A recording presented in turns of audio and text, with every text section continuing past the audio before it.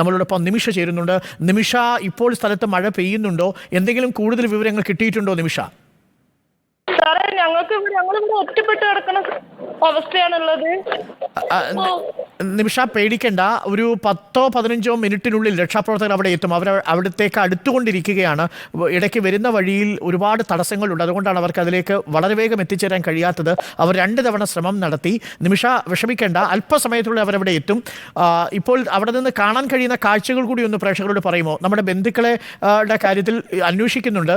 ഒരാൾ ഇവിടെ ഹോസ്പിറ്റലിലുണ്ട് എന്ന വിവരം ലഭിച്ചിട്ടുണ്ട് മാനന്തവാടിയിൽ. മാനന്തവാടി ആരാ ഉള്ളതെന്ന് അറിയോ സാറേ? ഞങ്ങൾ എല്ലാരും വിളിച്ചുകൊണ്ടിരിക്കുകയാണ്.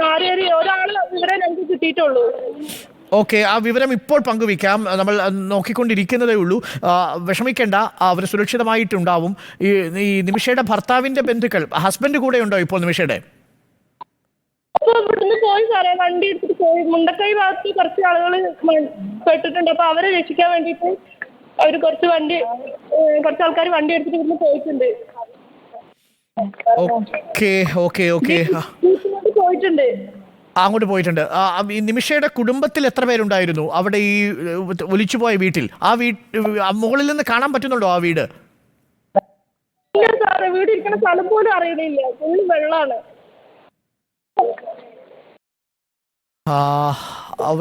അറിയുന്നില്ല. അനു അമ്മയും അനിയനും ഭാര്യയും 2 മക്കളുമാണ് ഉണ്ടായിരുന്നത്.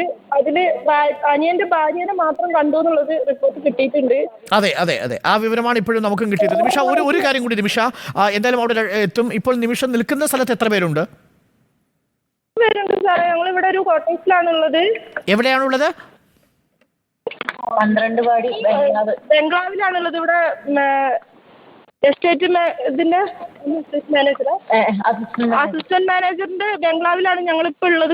ഒരുപാട് പേരുണ്ട് ഇവിടെ. എത്ര ആൾക്കാരുണ്ട് എന്നുള്ളത് എനിക്ക് എണ്ണം പറയാൻ പറ്റുന്നില്ല. നിമിഷ, അവിടെ ഇപ്പോ നിങ്ങൾ സുരക്ഷിതരല്ലേ? സുരക്ഷിതരാണ്. ഓക്കെ, അപ്പോൾ സാവധാനം ഇരിക്കൂ, സമാധാനത്തോടു കൂടി ഇരിക്കൂ. എന്തായാലും തെരച്ചിൽ സംഘം അല്പസമയത്തുള്ളിൽ അവിടെ എത്തും. നിങ്ങളെ അവിടെ നിന്ന് മറുകരയിലേക്ക് കൊണ്ടുപോകും. ബന്ധുക്കളുടെ കാര്യത്തിൽ നമ്മൾ വിവരം ലഭിക്കുന്നതനുസരിച്ച് അപ്ഡേറ്റ് ചെയ്യാം. ഭർത്താവിൻ്റെ അനിയൻ്റെ ഭാര്യയുടെ വിവരം നമുക്ക് ലഭ്യമായിട്ടുണ്ട്. അവർ ഇപ്പോൾ മാനന്തവാടിയിൽ സുരക്ഷിതരാണ്. മറ്റുള്ള വിവരങ്ങൾ നമ്മൾ തിരഞ്ഞുകൊണ്ടിരിക്കുന്നു. പല ആശുപത്രികളിൽ ചികിത്സ തേടിയിട്ടുണ്ട്. അതുകൊണ്ടാണ് ആശങ്കപ്പെടേണ്ട സാഹചര്യമില്ല. നിങ്ങൾ പരിഭ്രമിക്കാതിരിക്കുക.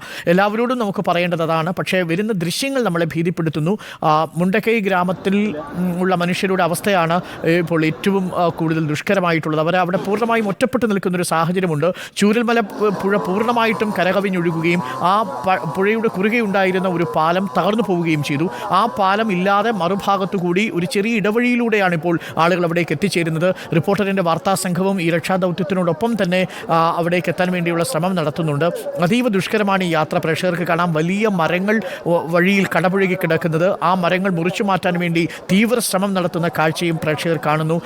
നമുക്കിത് വളരെ വളരെ ഭീതിയോടുകൂടിയല്ലാതെ ആ ദൃശ്യങ്ങൾ കാണുകയും സാധ്യമല്ല. ആ വാഹനങ്ങൾ തന്നെ തകർന്നു കിടക്കുന്ന കാഴ്ച നമ്മൾ കണ്ടു.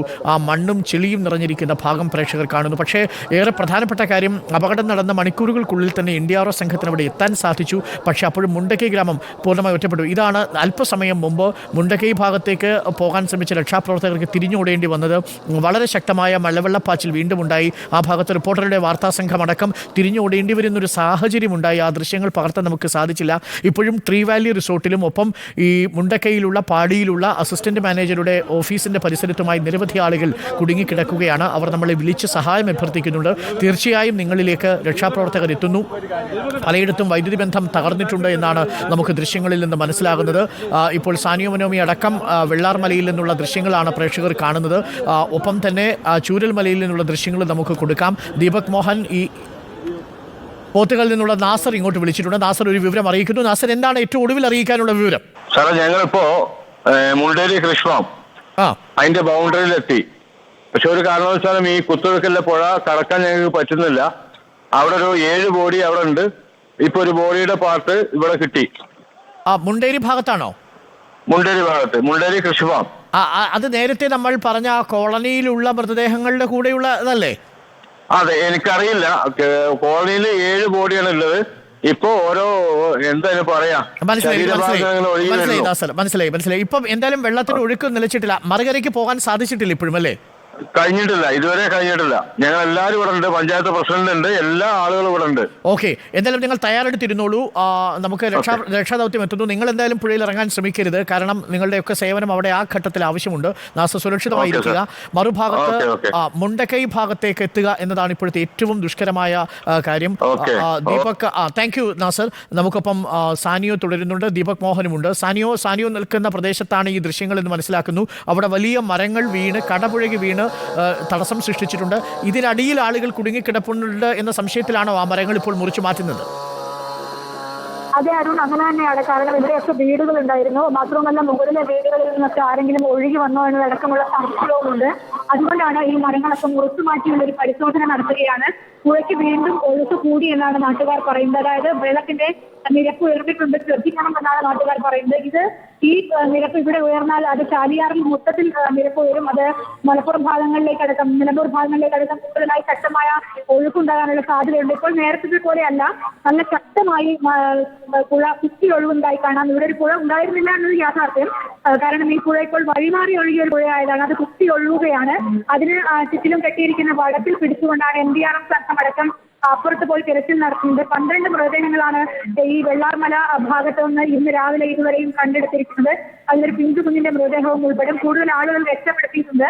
10ഓളം ആളുകളെ ഇവിടുന്ന് രക്ഷപ്പെടുത്തി കൊണ്ടുപോകുന്നതും നമുക്ക് കാണാമായിരുന്നു. ഏതായാലും പുഴ വലിയ അതിരൂക്ഷമായ അതിശക്തമായ ഒഴുക്ക് തന്നെയാണ് ഇപ്പോഴും തുടരുന്നത് എന്നതാണ്. ഈ മരങ്ങളുടെയൊക്കെ ഇടയിൽ ആരെങ്കിലും കുടുങ്ങിക്കിടക്കാനുള്ള സാധ്യത കൂടുതലാണ്. കാരണം നേരത്തെയൊക്കെ ഈ പാറക്കെട്ടിനിടയിലൊക്കെ നിരവധി മൃതദേഹങ്ങൾ കണ്ടെത്തിയിരുന്നതായി പറയുന്നു. അതുകൊണ്ട് തന്നെ ഈ മരക്കൂട്ടങ്ങളും പരിശോധിക്കേണ്ടതുണ്ടെന്നാണ് അവർ പറയുന്നത്. അതുകൊണ്ട് ഓരോ മരങ്ങൾ വീതം മുറിച്ചു മാറ്റി രക്ഷാപ്രവർത്തനം നടത്താനുള്ള ശ്രമങ്ങളാണ് ഇപ്പോൾ പുരോഗമിച്ചുകൊണ്ടിരിക്കുന്നത്. ഏറ്റവും